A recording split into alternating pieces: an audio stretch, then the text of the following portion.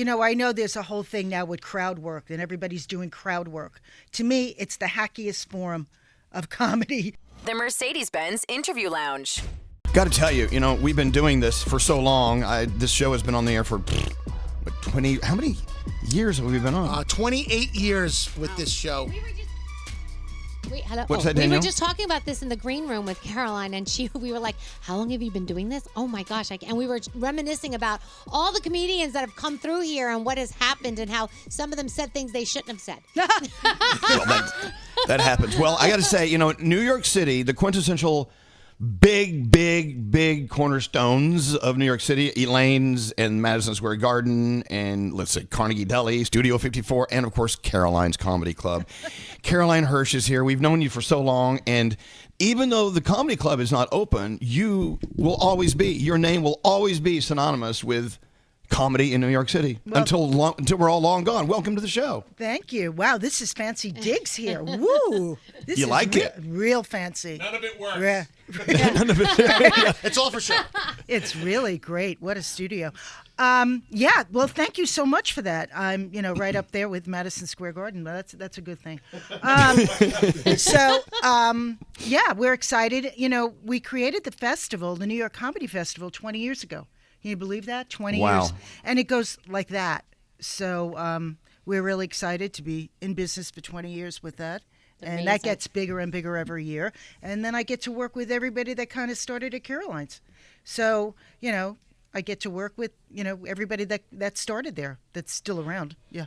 Well, I have a list of things I want to talk about, including, some of the comedians we've lost along the way. Yeah. But, and of course, Greg Charles is here too. And we were just talking, who's been with Caroline. Good morning. I mean, you guys are like joined at the hip. You've worked with each other for so many years. How many years have you two worked with each other? 25, I think. Over 25. Oh, I think, right? More than that. Yeah, so we've all been together about the same amount of time. Yeah, it's crazy. But we were talking about, Caroline, how Greg used to bring in these big names in comedy back then. A lot of them aren't with us anymore, but the names that you used to bring in, do you even remember any of those that you and Caroline would bring to our show? Oh, wow. John Panette. Remember Oh, John? yeah. He was our Mm-hmm. favorite. I know John loved doing Elvis, your show was the only show he liked to do. I remember every time we would book John, I would get a call on my cell phone, and he wouldn't even say hello. He would just be like, "Are we doing Elvis?" He was the best. He was such a sweetheart. We always had great catering when he was in. I mean, God rest his soul. Caroline, you weren't there the day when Greg brought, one of the times he brought John Panette in. We gave him a big bowl of, I think it was potato salad. Yeah, that was the first time we ever met him. I came in the studio and I said, I'm not sure this is supposed to happen, but the guy who's coming in, he's eating the whole potato salad himself with a fork. That's how we met John Panette. He brought it in. It was a part of the interview, the potato salad. We interviewed John Panette and a potato salad. Yeah. Anyway, I do want to get into the New York Comedy Festival, over 20 years rolling. We got to talk about that and who's going to be there this year. Let's talk about comedy, Caroline. How has comedy changed since the day you opened your first location of Caroline's? How's it changed? Well, in your opinion, let's talk about how many people are doing it now. You could count on your hands the amount of headliners. At the first club, there were maybe 13, 15 headliners that used to rotate and come back to the club. Now we have a whole 2 other generations of comedians that have come out of that, from 40 years ago, from watching the Jon Stewarts on The Daily Show. There was a whole breed that came out of that are like in their 30s or 40s right now. So it's increased in size. It's as smart as can be. It's as relevant as can be. And it's part of our culture. It's part of the American culture today to be funny. I think we need it today more than ever. Yeah. We need to laugh more than ever. Without doubt. With everything that's happening, in our world today, it's just, it's a stress relief. So everybody should kind of embrace the festival for a week. Think you're going to a spa every night. Go out and buy a ticket, and this will be your cool down. So to go see a lot of our headliners here that are will be all the big stars of the future. Trust me. I look back to how we started the festival and started Caroline's, and the amount of people that have come out of that club. I mean, I didn't realize what we were creating at that time, and with the help of of all the media to embrace what we were doing at that time and putting it as an art, which is what I always thought it was the hardest thing to ever do. Much harder than acting is to be funny on stage. So I'm glad where we came. I'm glad that we were part of it, and I get to continue to do this stuff. So I love that. I love that you're still doing this, and will be forevermore doing it. And also, we look to comedy as sort of the gauge as to where we are in our lives as far as what we can get away with in talking and conversations, political, this and that. And I've noticed, we've all noticed the trend over the years of comedians back in the day could get away with so many things and no one was really offended. And now, everyone has sort of had to change and evolve. And I get that. And what is your feeling about, the story that comes out every once in a while? People go to clubs and watch a comedian and they start heckling and start like interacting with a comedian in a negative way because they don't like their material. I know it's I know there's a whole thing now with crowd work and everybody's doing crowd work.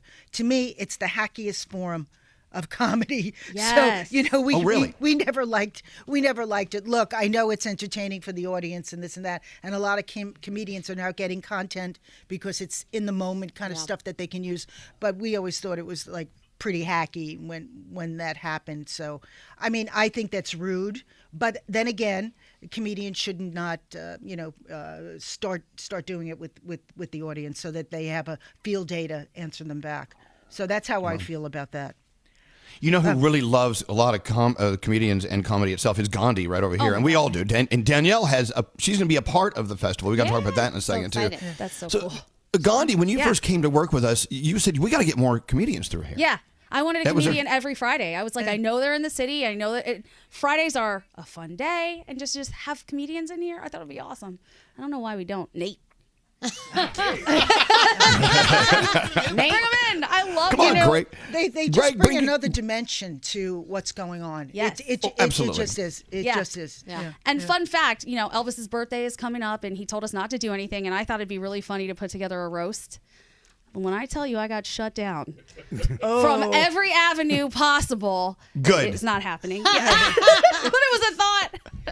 A roast. Oh, it's a toast. Yeah. A toast. No, it's a roast. These people roast me every friggin' day. By the way, if you're just turning us on, Caroline Hirsch is here, along with our friend Greg Charles. Caroline's New York Comedy Festival is on the way. Let's talk about that. Let's talk about how to get in. Let's talk about who's going to be there and how Danielle is a part of it as well. Yeah. So you go first, Caroline. So Danielle, we're going to be doing a.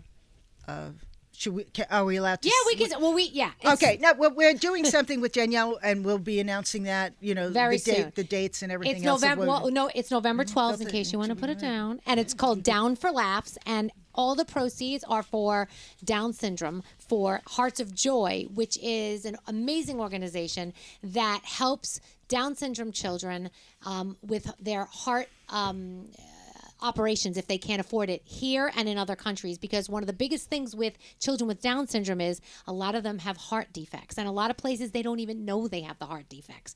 And so she comes in and Hearts of Joy, and they help with that. And so that's what we're putting together a show to benefit that on November 12th, so we're excited. Okay, so and the festival will start on November 8th through the 17th. So we have we're going to have close to over 200 shows, and God knows over 300 comedians. Yes, do you go to all of them? Do you go to all the shows? I beam them in. Yeah. Okay. But of interest of some of the people that we worked in the past. Judd Apatow, Jabuki, Young White, Gabriel Iglesias, J.B. Smoove, Tracy Morgan, Joe List, Dan Soder. Zarna Zag. I mean, we have a list of people here that are some amazing talent that I worked with before, and other people that worked at Caroline's, and now we're producing at a larger venue. How cool! Wow, look at that! Wow. One of my funniest stories, I'm sure you have a million. Have you written, well, first of all, back up one step. Caroline, have you ever thought about writing a book about Caroline's and the history of this incredible institution? I have thought about it. I'd like to do that. You think it'll sell? Yes. Okay. Yeah. Absolutely. I mean, you're full of stories. One of my favorite stories is when you drop little lines like this. Carolyn, I go, yeah, I remember this little short comedian that would drive down from Philly, and he'd be like the host of some nights at Caroline's. Maybe you've heard of him, Kevin Hart. I mean, she name drops like that all the time. You're like, oh my God, Kevin Hart. Any comedian that says Caroline's, what's that? They're not a comedian, and they would all say if you don't roll through Caroline's, you're not successful. We were just talking about Dave Chappelle doing, trying out his show, the Chappelle show that he did for Comedy Central. He would come to Caroline's on Monday nights and do a mock show to see if it was working. So we did that for a number of like a month of him taping those kind of shows. Oh my God! So they'd be like surprises, like they just would pop. Like you'd go to see one person, and then the Dave Chappelle would just pop up. It was Monday nights. Yeah, Oh my that we God. would do You that. guys have been part of so much history. That's amazing. It's been amazing. It's just been amazing. From some of my Richard Belzer, Richard Lewis that has passed, John Panette, Gary Shandling, Gilbert Gottfried. These were my people I started with there at the club, and it's just been It's in the we last have lost few so many of the greats, right? Yeah. Well, what about the comedians that are so hot and then they're not? I mean, Dane Cook is a good example. Now, I'm not trying to pick on him or whatever. I mean, he was like the name. He was like the guy, and then he wasn't. I mean, how does that work? What happens during the evolution of a comedian's career? Okay. People say to me, or I'll say this guy's going to be great. But then again, there's some stumbling blocks that might happen. Their personal life. It could be, I don't know, it could be things that they've done in their personal life that have resulted in what happens next. Look, Dane Cook, he was the darling. That kid was unbelievable. He would sell out at Caroline's night of a Super Bowl. He would be selling out to young people. We produced him in the New York Comedy Festival in 2006. He did 2 sold-out shows at Madison Square Garden. That's 19,000 people a show in one day. Oof, wow. He did. And then, he made his career through MySpace. That's how long we go back to that. So It's part of that. But, then you have a person like a Jerry Seinfeld. I mean, Jerry just had his 70th birthday. He's as relevant as can be from the day he started. Wow. So you got to give him credit, for starting out, because I started with him. Wow. Look at that. Over 40 years ago. From so the longevity, socks in the dryer to what he's doing now about hydration. So longevity is I guess that's his badge of honor, right? I mean, do you have any other comedians that, I don't know if you can say, that are your favorites, your personal Caroline Hirsch favorites? Well, let's go to Bill Burr. He was one of the kids that started out there. Oh, the Dave Chappelle, he was one of the kids. He must have been. He said he was 19. I think he was 17. I think he lied, about when he started. So we watched everybody grow through there. So look at Judd Apatow. Judd Apatow was a kid that snuck into Caroline's on 8th Avenue and was doing interviews. He said he was a reporter. And he was doing interviews, and when his book came out, he talked about Pee Wee Herman. Now I knew he really was there because he talked about the showroom, the dressing room being in the basement, and it was, and that's where Paul was, in the basement. So it was like coming back, and I'm working with him now. So look at that. Wow, that's 42 years, full circle there. Gabriel Iglesias, he's been, around in our world forever. J.B. Smoove was a writer on Saturday Night Live, and he used to do a Caroline's Late Show on Fridays and Saturday nights. Not Fridays, Saturday nights. We did a late show with him when he wasn't writing. So, everybody, it's come full circle with so many people. Look at Bill Maher, the star of today. Yeah. I mean, he's like a voice of reason in political humor today, isn't he? So working again with him, and he started on 8th Avenue. Wow. So there's a lot of longevity here. So much history there, right? Gandhi, you had something else you wanted to talk about? Oh my gosh, I have so many questions. So if you are a young comedian, a new comedian, what do you guys suggest is the best route to take to get to the stage of longevity? Well, I think you have to write, and you really have to have an original voice, or don't go into the business. If you don't have an original voice, or work on making it happen, and that evolves. That doesn't always happen right away. So I've watched people be on the stage. They could be mediocre until they find that they have that bejesus moment when it all clicks, and that just takes time being on stage and doing it. And so, to your point about the original voice, you guys had to have seen comedians come through who maybe stole material from other comedians. How does that work? Do you say anything about it? You just keep it to yourselves? No, I think, stealing from comedians, maybe it happens, but there's a train of thought that everybody kind of has at the same time. Parallel thinking. Cool. Yeah. Okay. So, Blame it on that. We think alike. You think alike, and maybe that's what happens. I don't. Do you think that like let's take Lisa Lampanelli for an example, because of the culture of the world right now, she had to kind of change her entire act. Do you think that comedians should do that, or should they stick to what they do? I think you stick to what you do if you really believe in it. Listen, Lisa was one of my favorite comedians at the club, a female that went so far. Yeah. I mean, look, the thing about a great joke, is that you get to the line and you don't cross it, but you leave people remembering something in their brain about it. So to me, that's the best. Ali Wong once explained that, about telling a great joke that may not be politically correct. Just go to the line and suggest, and then leave it at that. So, wow. I mean, Lisa she's a doll. Yeah. She was a doll. We love her. Lisa. We love her, yeah. We're still very good friends with her. By the way, Caroline Hirsch is here. And Greg Charles, by the way, has been just as instrumental with our show and bringing the comedians through as Caroline has bringing them into the club. We're talking about, of course, the New York Comedy Festival, which is coming up. It's November 8th through 17th. All the info, by the way, it's pretty simple. nycomedyfestival.com. Is that right? That's right. That's correct.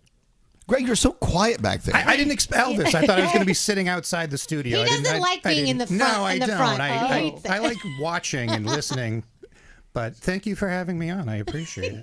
Well, I mean, this is big. I mean, this is a big New York thing. A lot of people who don't live here, but they know about the Empire State Building. They know about Statue of Liberty, and they'll know about Caroline's. I mean, it's a big New York thing. Give yourself a little credit, guys. Thank you very much.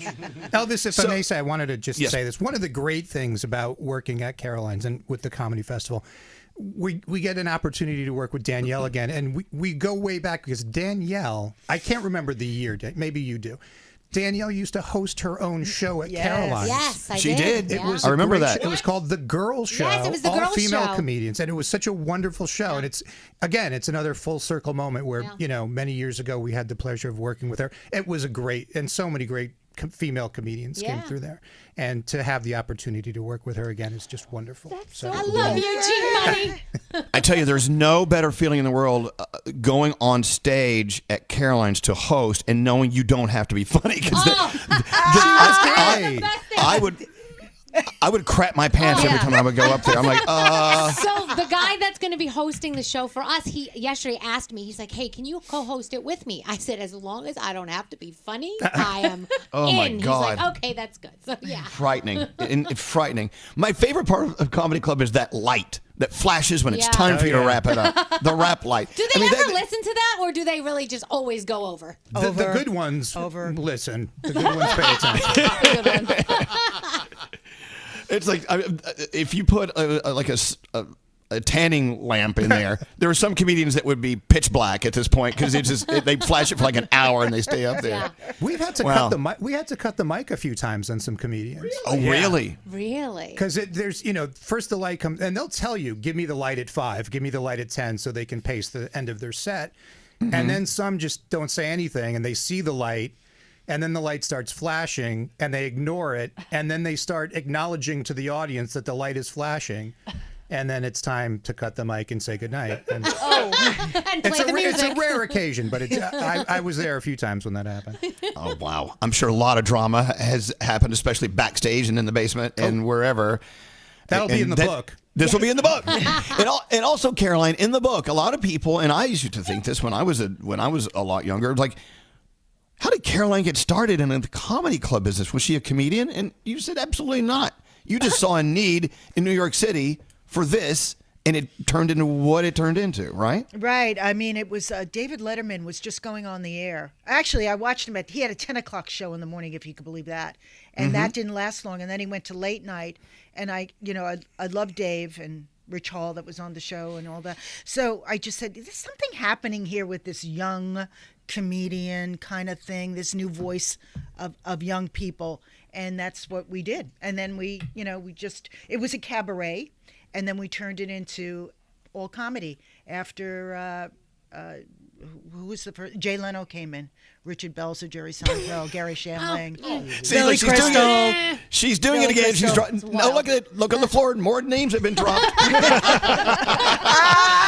That's very funny. So, Gandhi, did you ever have a chance to go to Caroline's on Broadway? Yes, I've been there. Okay. And the original one was at the Seaport, right? I mean, No, it was 8th Avenue. Wasn't it? 8th 8th Avenue, and then the Seaport. And then the there was the Seaport. Seaport, and then on Broadway. And a lot of people are like, well, what happened? Where did Caroline's go? Comedy is still there. How come Caroline's isn't there anymore? Well, we're not, we're here. We're at the New York Okay. Comedy Festival. We're Good keeping answer. comedy live. We're working on other projects, and who knows where we'll Yeah, turn I have up. a feeling you're not telling us something. That's what I learned. Well, having a business in any building in New York City has to be a very, very challenging thing. But Caroline's, I'm looking at your logo right here on this sheet of paper. It's still 100% on fire, and that's why if you're not living here, but you can fly in, that New York Comedy Festival date. The dates to look at is November 8th to the 17th. Another reason to come to New York. Yeah. Come see some comedy. If you go to nycomedyfestival.com, get those tickets now because they're going to roll. They're going to roll fast. And we'll be adding other shows and announcing and setting dates and places for, we're doing a lot more big announcements coming up. Well, we love you, Caroline. Greg, love you. Love you, Well, Elvis. we love you all. Thank you. No, we love you more, actually. Sorry. We love you more. We win this one. We win. But anyway. Greg Charles, Caroline Hirsch, thank you for coming in. We love you. Thank you Have a great very day. much. The Mercedes-Benz Interview Lounge.